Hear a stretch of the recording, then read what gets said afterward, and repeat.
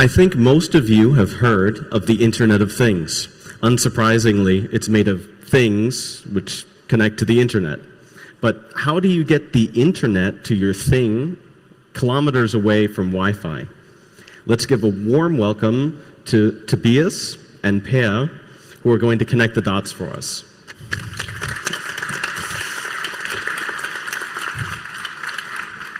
Yeah, welcome and thanks for coming, all of you. It's still the first day, so I feel I just arrived, so welcome to the 35 Chaos Communication Congress.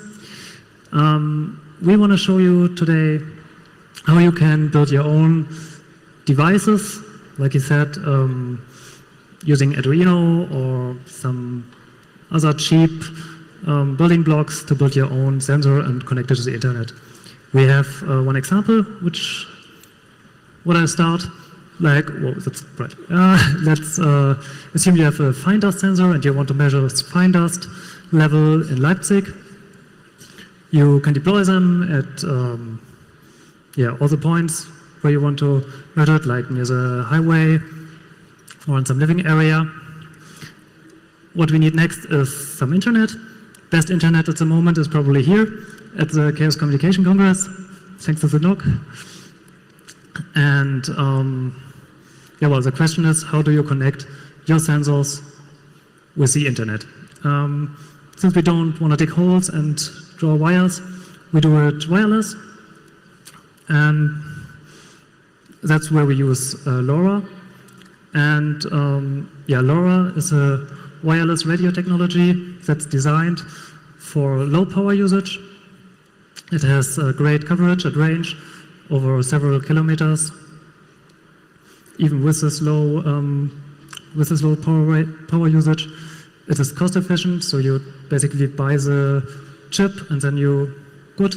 You don't have any additional cost as with GSM. And the data rate is pretty low, but we only need a few bytes every few minutes, so that's totally fine. What we actually did was a project with a student from Hamburg. He had his master's thesis, and he wanted to collect these fine dust data. And we created a sensor, or built a sensor for him, where we connected his low-cost Nova Fitness fine dust sensor with some other sensors with a radio module.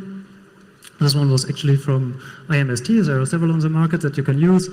It's a module where you have the radio transceiver and a microcontroller on it. We connected this with a battery supply and gave it to him so he can collect his data. And there's actually another project that I want to advertise a little bit. It's the Luftdaten.info project, where they also collect Luftdaten or fine dust data all over Germany, all over the world, but mainly with Wi-Fi based boxes. And we want to push the idea a little bit to do this with LoRa in future, maybe, because then you don't need your local Wi-Fi and everything. So, yeah, after, I want to start with basically you need two things to connect your device. You first need the LoRa communication, which is a pure radio transmission, which is when you know the OSI layer model on the physical layer. And then you need some kind of wide area network infrastructure, which will be explained by Per later. That covers mostly all of the other layers, from data link to session layer, maybe a little bit of the presentation layer as well. So let's start with the LoRa transmission. It's it's a little bit it has some parameters, so you can use the frequencies, at least in Europe. It's a 685 kilohertz to 1 gigahertz band. So we cover the free 868 megahertz band, where you can deploy your own devices when you keep with the regulations of the EU. You're also limited by the EU to like 40 dBm for transmission power. And the bandwidth can vary between 125 kilohertz at LoRaWAN to 500 kilohertz. And then you have a special factor that's kind of special for LoRa that you don't find in any other technology. That's a spreading factor. And when you see at the, you don't have a laser pointer, but if you see at the graph where you have the time from the bottom to top and the frequency from left to right, then you can see that LoRaWAN or LoRa is working with chirps. So it modulates the frequency over time, and that it's how it somehow encodes ones and zeros over the air.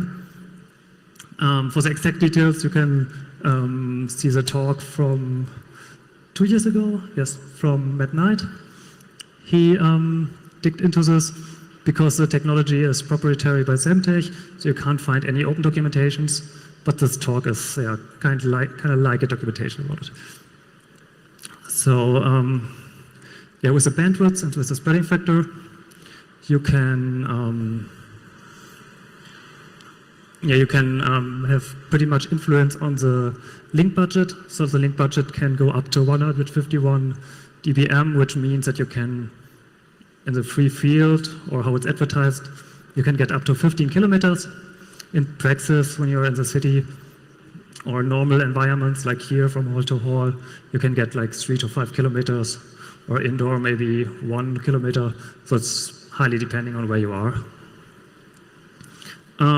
Data rates are from very low, like 32 bytes per second, but up to over 1 kilobyte per second.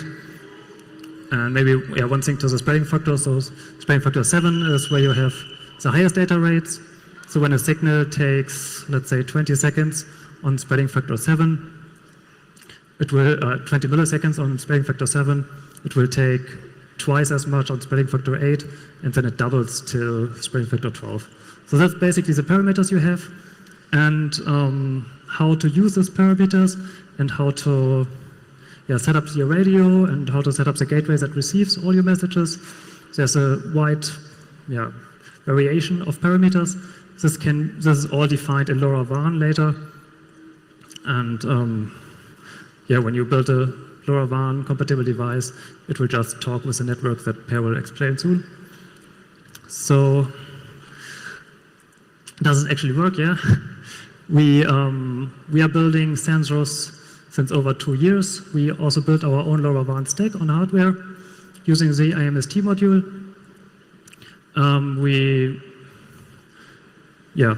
And if you have any questions also about the lower details, since we don't have a Q&A after this talk, you can also come to our assembly. And now I will hand over to Per, who can explain how the wide area network works. Thanks. So now you know about LoRa and how it works and why it's pretty useful. But LoRa is only just, you have a few bytes which are thrown into the air, and the rest is up to you. Granted, it throws them pretty far and with only very few energy used, so it's good for IoT devices. But you have to do everything else yourself, like where does the data get, how do I know it's from my device. Luckily, there is something called LoRaWAN, which does all these things for you already. You have your devices. They look a bit like razor blades in this graphic, I think.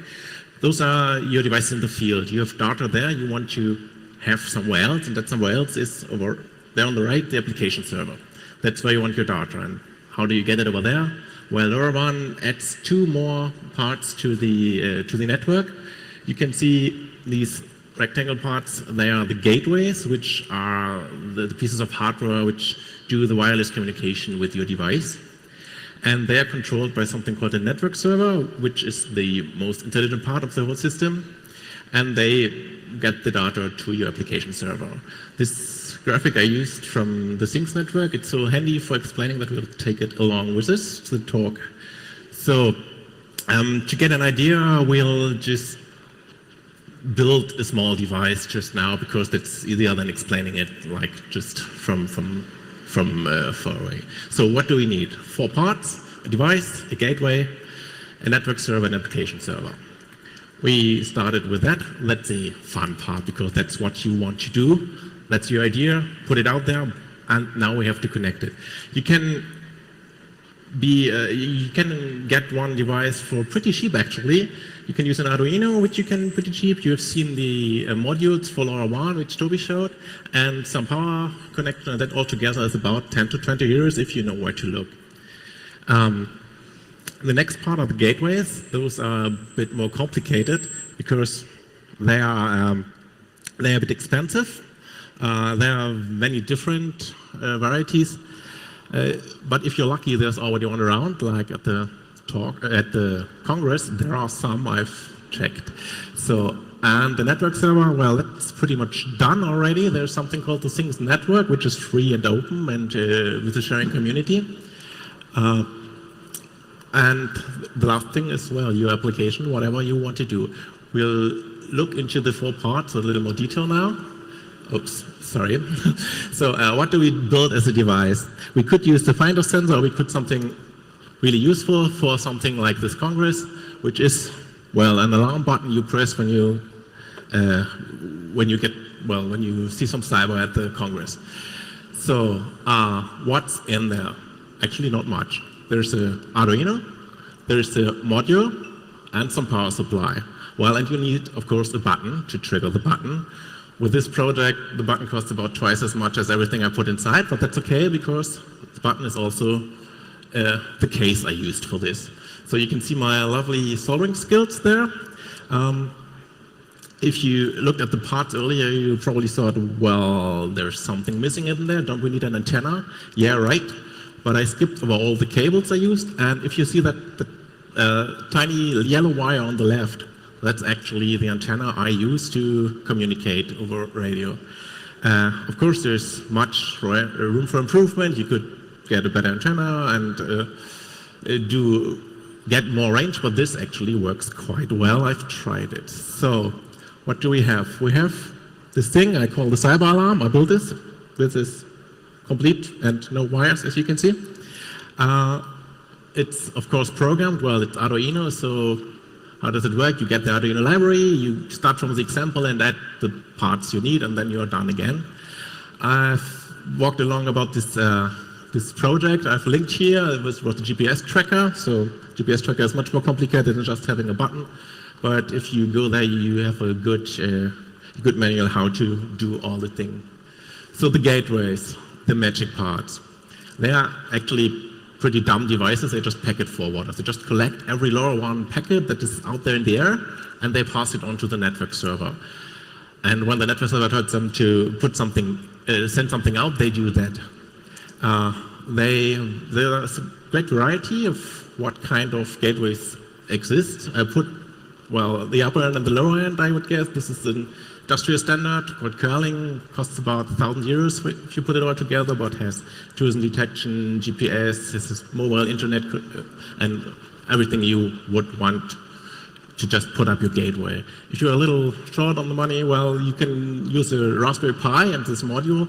This altogether is for about 150 euros, you could get that. We actually have one of those in our office for our development process, and it works quite well.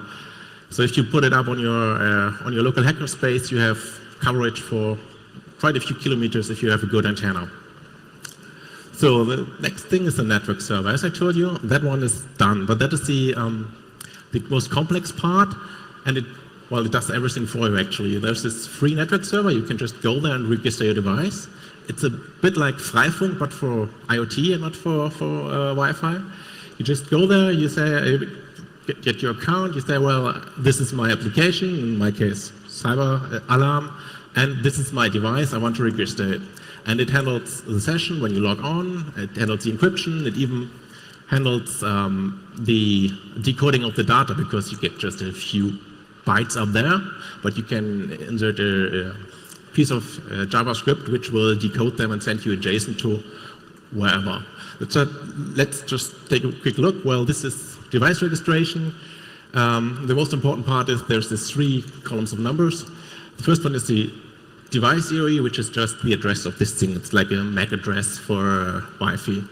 The second reference is which application I use, and the third one you probably don't want to show because that is the secret you use for putting up the session and doing the encryption. But this is no real data. You cannot use that for anything. That device doesn't really exist.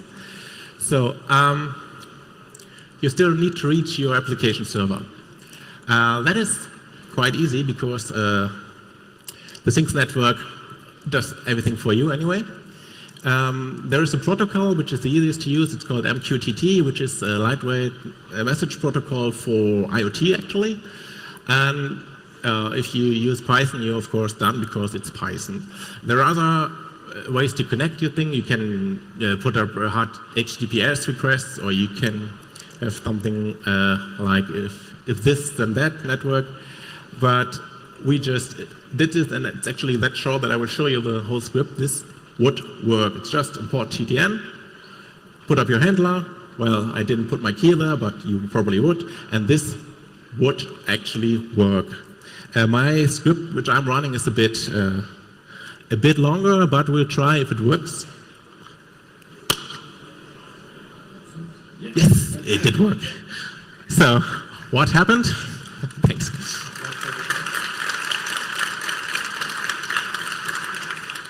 So what happened there? There's this chip, you've seen it. It just sends out the message. There are gateways for the Things network at the Congress. As I told you, this is some kind of open network, a community. If you put out more TTN gateways, anyone can use them, and you can use their networks, their gateways. So normally, well, they're not that far spread yet.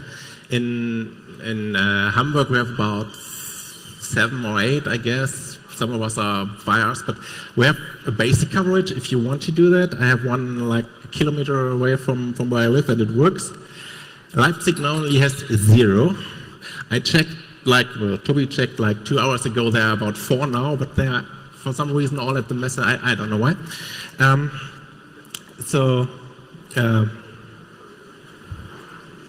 Yeah. It didn't fail, so that's good. You can also see all the alarms triggered on that URL. And if you want, you can build your own button. The code is on GitHub. You will need access via us, so you have to contact us. Then I can register your thing, and then you can also trigger the same cyber alarm I have, and we can hook it up to do whatever. If you want to reach us, that's pretty easy. We are over there, the hall. It's a deep cyber assembly. Just come over, talk to us. We are happy to talk to you longer about LoRaWAN. You can fetch us around here after the talk if you want. Also, well, there are some URLs where you can reach us. You can see us on Twitter. My deck doesn't work yet, but it's the first day I'm starting to do that. But yeah, so we have 2 minutes left, so maybe we can have 1 or 2 questions. I don't know how the timing is. So we were faster than we actually thought, but I don't know if the microphones are ready. Yeah. Maybe one thing to the last link. So that's some manual how you can set up your own private LoRaWAN network. But if you connect your gateway to your local network, then of course it's not connected with a public network. And yeah, they are working on this as well. Well, yeah, feel free to ask us anything. So thanks so much. Let's have a big round of applause for our speakers.